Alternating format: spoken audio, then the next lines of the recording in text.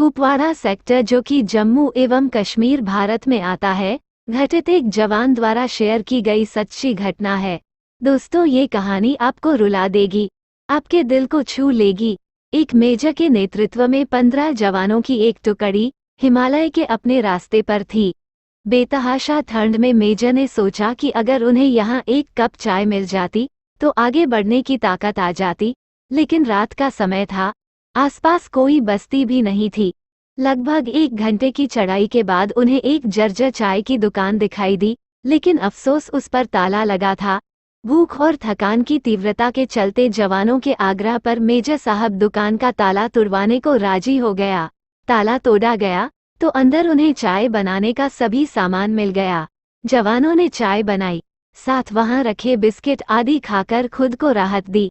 थकान से उबरने के बाद सभी आगे बढ़ने की तैयारी करने लगे, लेकिन मेजर साहब को यूं चोरों की तरह दुकान का ताला तोड़ने के कारण आत्मग्लानि हो रही थी। उन्होंने अपने पर्स में से 1000 का नोट निकाला और चीनी के डब्बे के नीचे दबाकर रख दिया और दुकान का शटर ठीक से बंद करवाकर आगे बढ़ गए।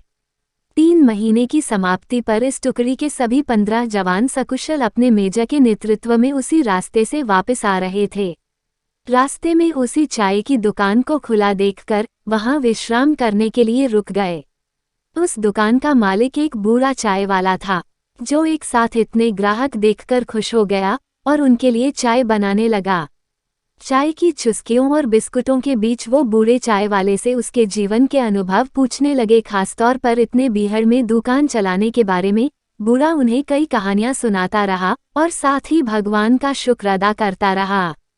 तभी एक जवान बोला, बाबा आप भगवान को इतना मानते हो, अगर भगवान सच में होता तो फिर उसने तुम्हें इतने बुरे हाल में क्यों रखा हुआ है? बाबा बोला, नहीं साहब, ऐसा नहीं कहते भगवान के बारे में। भगवान तो है और सच में है, मैंने देखा है। आखिरी वाक्य सुनकर सभी जवान उत्सुकता से बूढ़े की ओर देखने लगे। बूढ़ा बोला, साहब मैं बहुत मुसीबत में था। एक दिन मेरे इकलौते बेटे को आतंकवादियों ने पकड़ लिया। उन्होंने उसे बहुत मारा पिटा, लेकिन उसके पास कोई जानकारी नहीं थी, इसलिए उन्होंने उसे मार पीट कर छोड़ दिया। मैं दुकान बंद करके उसे हॉस्पिटल ले गया। मैं बहुत तंगी में था साहब, और आतंकवादियों के डर से किसी ने उधार भी नहीं दिया। मैं दुकान में घुसा तो देखा 1000 रुपए का एक नोट चीनी के डब्बे के नीचे भगवान ने मेरे लिए रखा हुआ है। साहब उस दिन 1000 के नोट की कीमत मेरे लिए क्या थी शायद मैं बयान न कर पाऊं, लेकिन भगवान है साहब, भगवान तो है।